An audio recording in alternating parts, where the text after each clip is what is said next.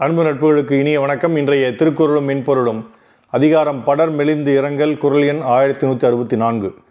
காமக்கடல் மன்னும் உண்டே அது நீந்தும் ஏமப்புனை மன்னும் இல். காதல் என்பது, காமம் என்பது பெரிய கடல் போல இருக்கிறது. அதில் பாதுகாப்பாக பயணம் செய்ய படகுதான் இல்லை. There is big ocean of love, but there is no safe boat to cross that. துளிப்பா, கடல் போன்று காமம் பெரிது, அதை கடக்க இல்லையே துணை என்னும் படகு.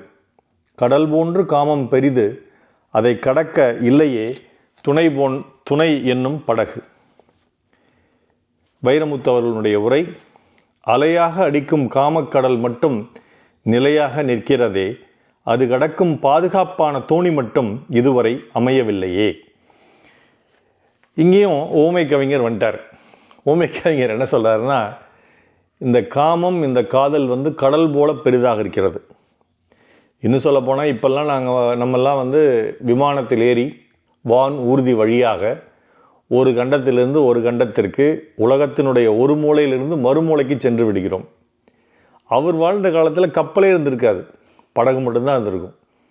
அந்த படகை வச்சுக்கிட்டு அவர் எப்படி போய் ஒரு கடலை போய் பார்த்தாருன்னு தெரியல. அந்த கடலை போய் பார்த்து, ஒரு வேளை அவர் சென்னையில் வாழ்ந்திருந்தார் அப்படின்னா போய் பார்த்துருக்கலாம், வங்காள விரிகுடா கடலை போய் பார்த்துருக்கலாம். அப்படி பார்த்துருந்தாருன்னா இவ்வளோ பெரிய கடலாக இருக்குதே, இந்த கடல் மாதிரி தானே அந்த காமமும் வாழ்க்கையில் இருக்குது. யார் வாழ்க்கையில் இருக்குது?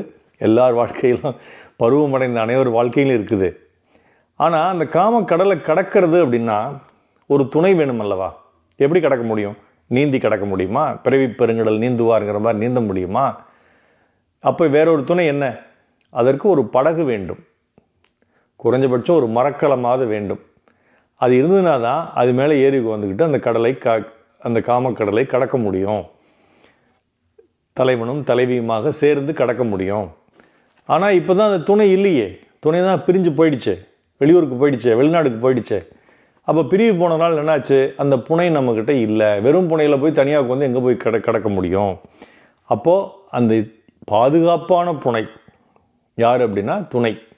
பாதுகாப்பான புனை, பாதுகாப்பான படகு யார் அப்படின்னா அந்த துணை. அந்த துணை இல்லையே அப்படின்னு தலைவி அல்லது தலைவன் அல்லது இருவருமே வருந்துவதாக, அந்த பிரிவை நினைத்து இறங்குவதாக, உடம்பு மெலிந்து இறங்குவதாக, துன்பத்தில் வருந்து இறங்குவதாக வள்ளுவருங்க சொல்கிறார்.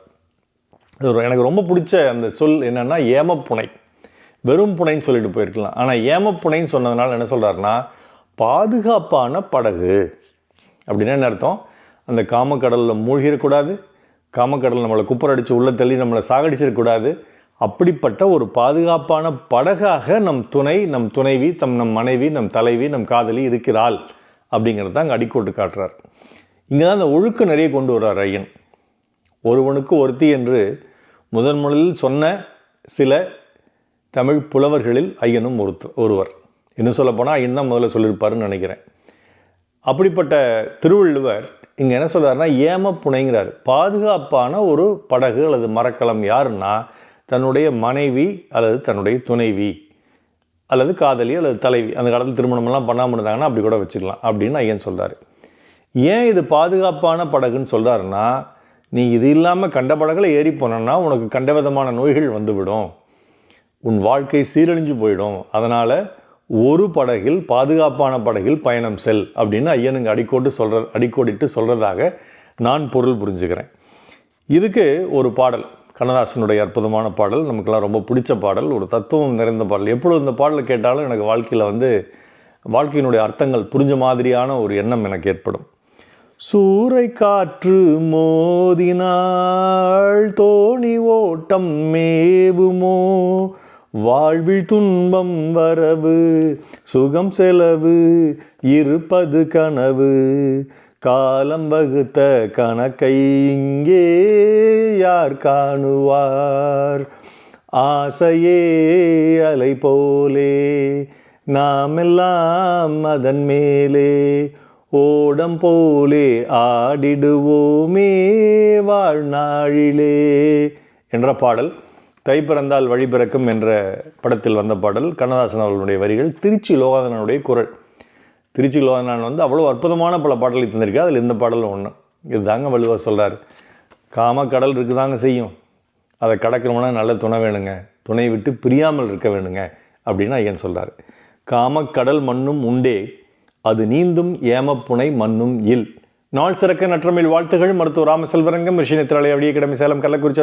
நாளோட நன்றி. டாக்டர் செல்வகுரல் யூடியூப் சேனலை ஷேர் பண்ணுங்கள், லைக் பண்ணுங்கள், கமெண்ட் பண்ணுங்கள், சப்ஸ்கிரைப் பண்ணுங்கள். வணக்கம்.